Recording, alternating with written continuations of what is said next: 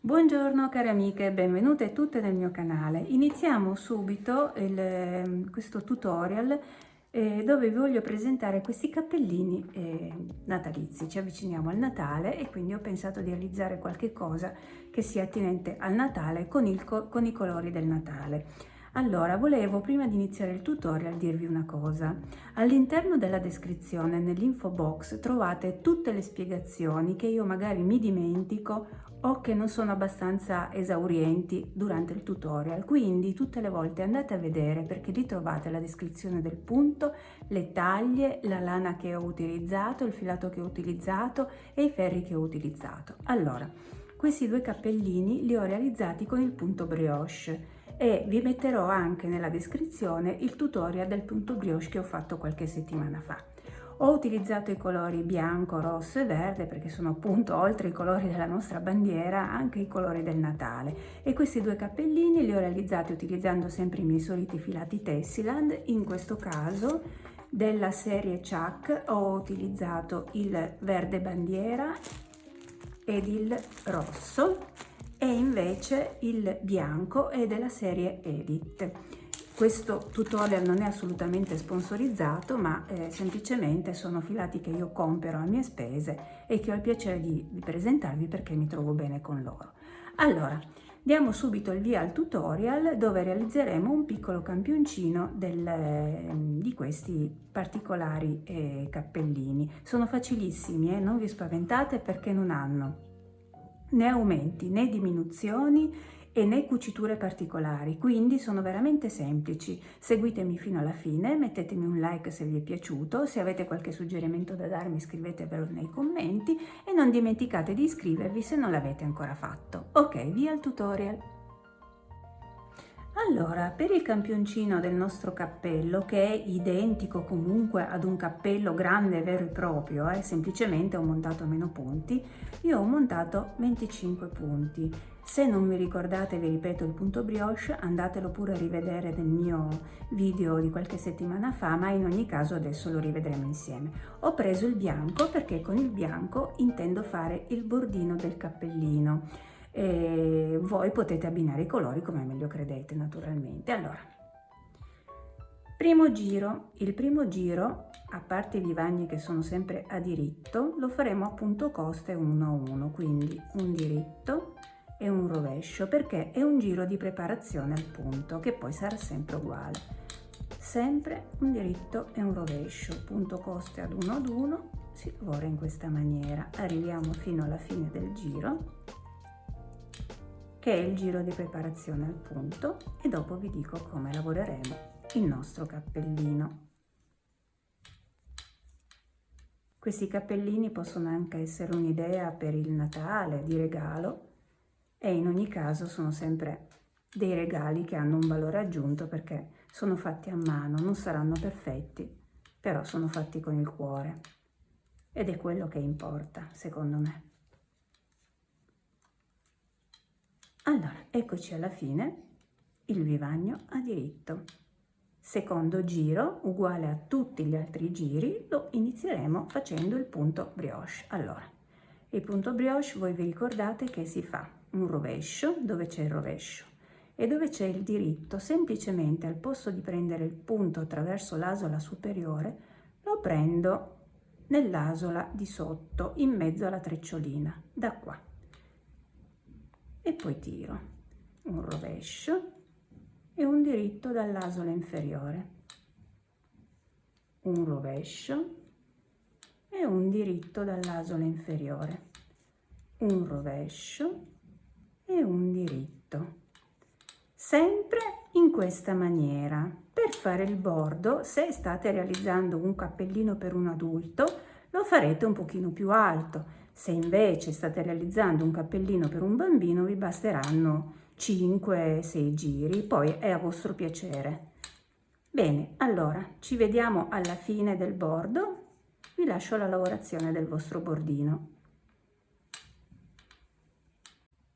Allora, eccoci qua alla fine del nostro bordino, vedete io l'ho fatto alto circa 1,5 cm, nell'altro cappellino l'ho fatto un pochino più alto, comunque ognuno lo fa secondo il proprio piacere.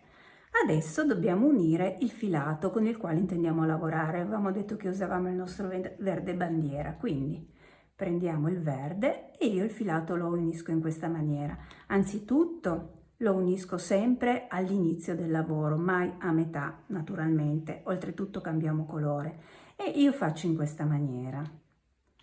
Allora, ho trovato questo sistema che secondo me è utilissimo. Dunque, il primo punto è di vivagno, inserisco il mio ferro, poi prendo il mio filato verde e inizio a lavorare. Così, chiudo un attimino qua i filati.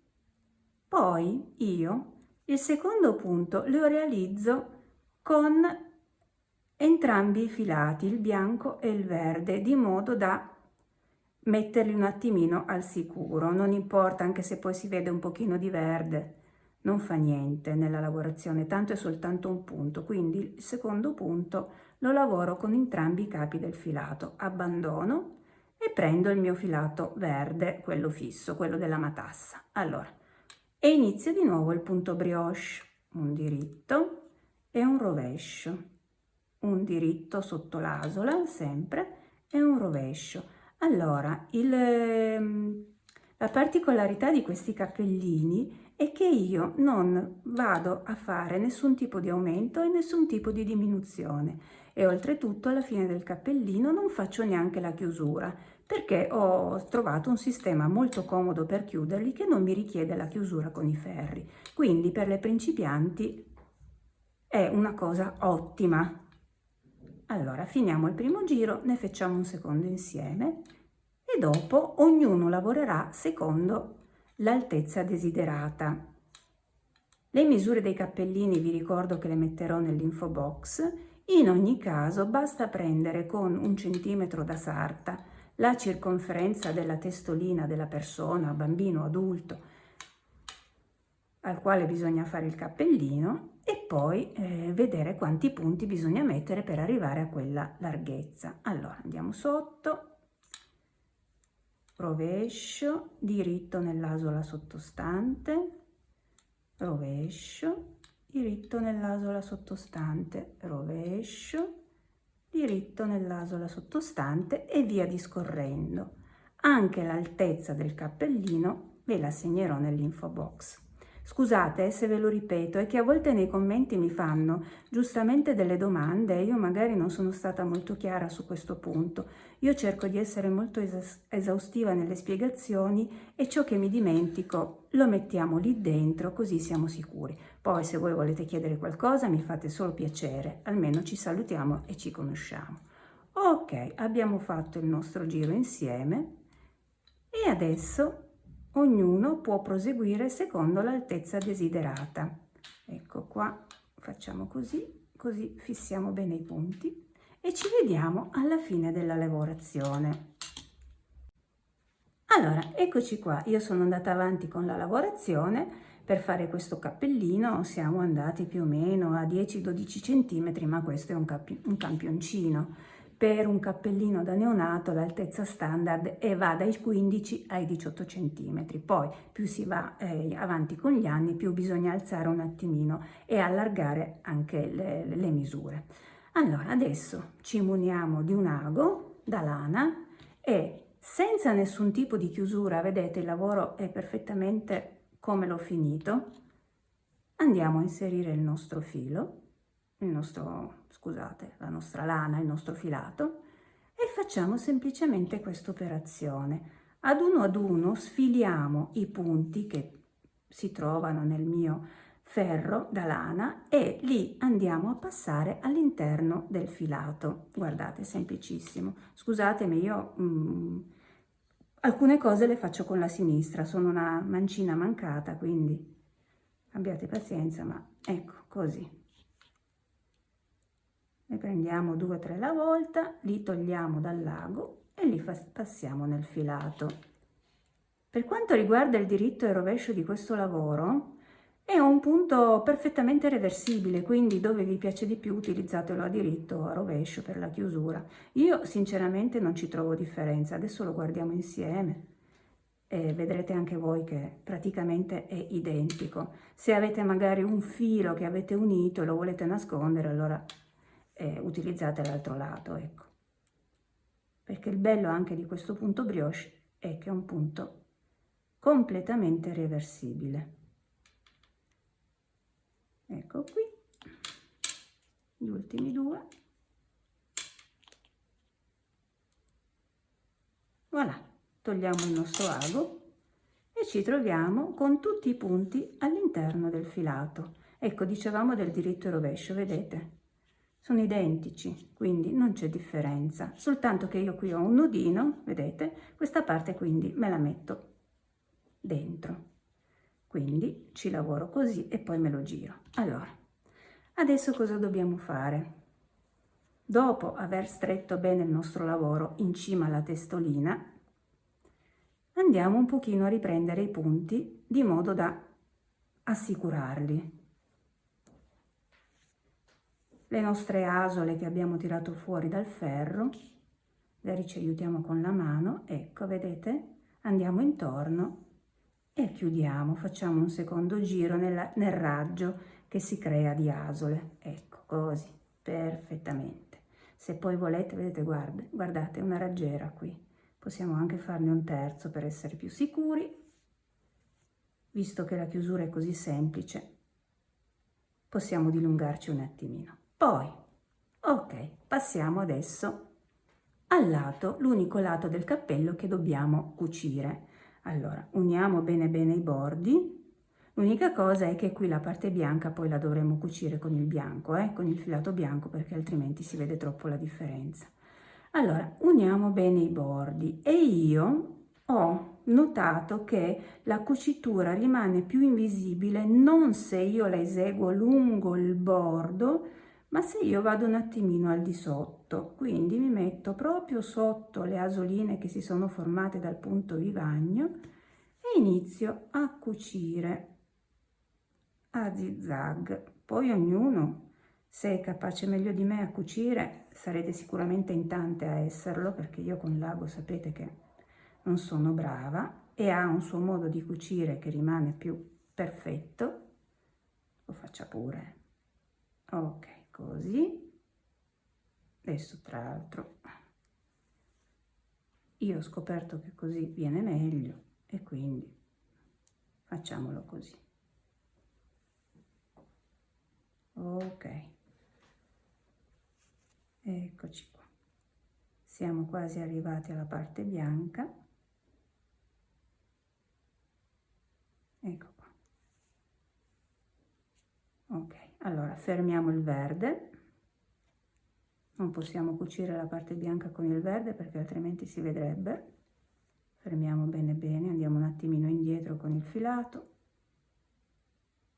Ok, facciamo un nodino di sicurezza. Ok, poi tagliamo un pochino più in qua, così poi lo mettiamo dentro in un secondo momento. Cambiamo filato, prendiamo il bianco per fare l'ultimo pezzettino.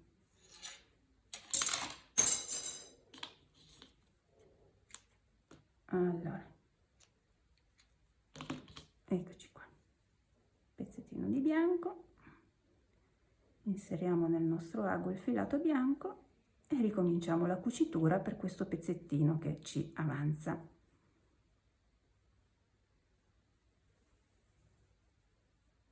Diamo 2 giri.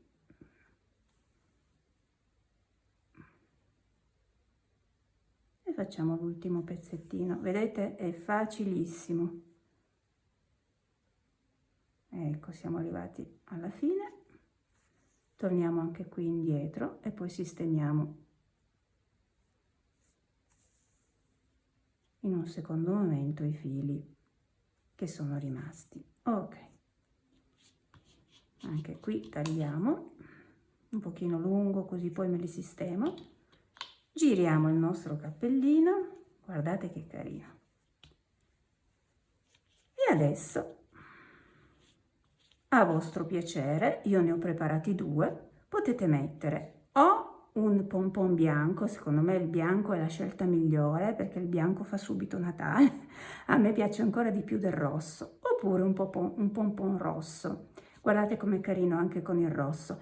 Allora, per quanto riguarda i pompon, questo che è piccolino, è un mini pompon, è stato fatto con la forchetta e io ho lasciato il video che ho fatto a metà settimana. Invece questo è stato fatto con un'altra tecnica perché è un pochino più grande. Allora, eccoci qua, questi sono i nostri cappellini di oggi. Oh, mi sono dimenticata di dirvi che i pompon potete addirittura, se sono dello stesso colore, metterli ai lati, uno da una parte e uno dall'altra, come più vi piace. Bene, io mi auguro che vi sia piaciuto questo tutorial, è un'idea che costa pochissimo, farete un regalo originale e vi impegnerà anche un pochino di tempo, di modo da magari liberare un pochino la mente da altri pensieri negativi. Io vi saluto e vi auguro una buona giornata e ci vediamo al nostro prossimo tutorial. Ciao ciao dalla vostra Vera, ciao ciao!